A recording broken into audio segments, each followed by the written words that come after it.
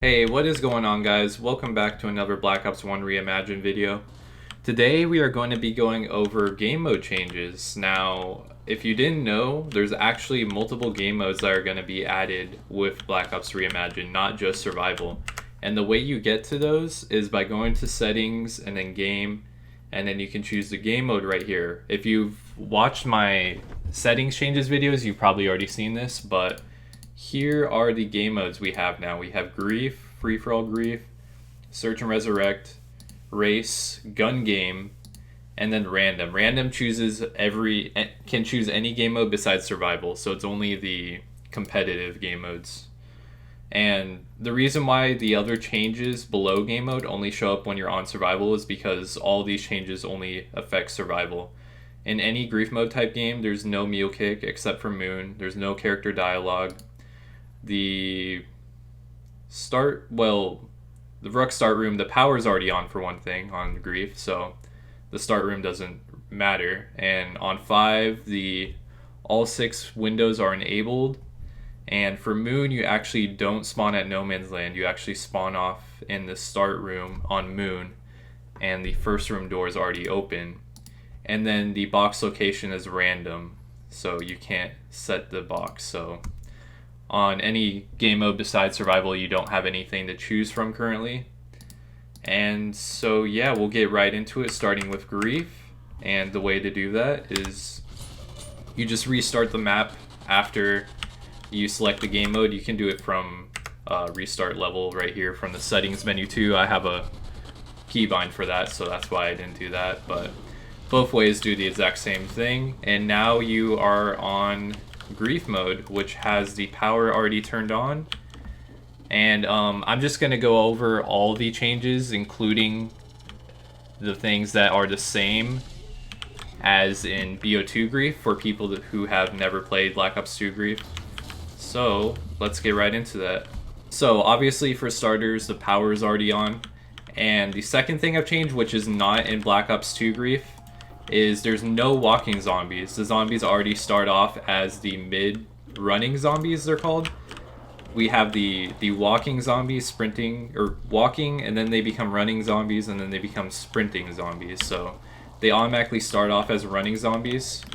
For one, that makes the game a little bit harder, and it also makes the early rounds a lot faster, because that's one of the things I really hate in Grief, how slow the early rounds are. So you don't have to worry about the walking zombies taking up most of your time in the early rounds anymore. Also, we have the basics in Grief, such as shooting players slows them down, knifing players pushes them. And all of these, I know it would be better to test these or show off these changes in co-op, but what I'm going to do instead is I'm going to upload some either no commentary videos or either just videos of me playing with live commentary, not really explaining what the changes are. But for actually explaining what the changes are in Grief, it's better for me to just show it in solo, so that's why I'm here in solo. And one new change is that upgraded weapons slow players down longer than normal weapons, which is not in normal BO2 Grief. And a new change in this version of Grief is grenades and claymores, bouncing betties, flopper explosions, and scavenger explosions from Call of the Dead all deal damage to enemies. They all deal 25 damage to enemies. So you can throw 4 grenades at a player to down them, or 10 grenades if they have Jug.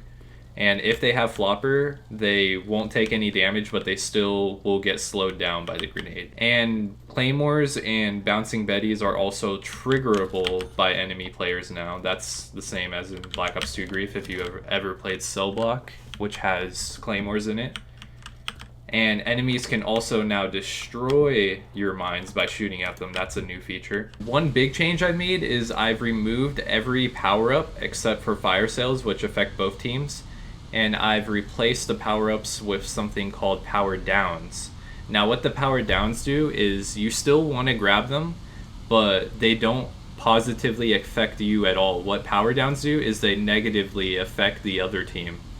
So you're definitely gonna want to grab these, and they show up as red power-ups on the map, and they're basically opposites of the power-ups that we already have in the game. Instead of double points, we have half points, which is self-explanatory. The enemy team will gain half points from all the points they gain, and for insta kills it actually does half damage now for the enemy team. And then we have the clip unload power up instead of, or power down, my bad, instead of the max ammo, which unloads the player's current clip. So if they have 24 rounds in their clip like I do right now, it'll instantly go to 0 and you'll have to reload, which can really mess people up. I've actually downed a few players just by picking up that power up, so it is pretty useful.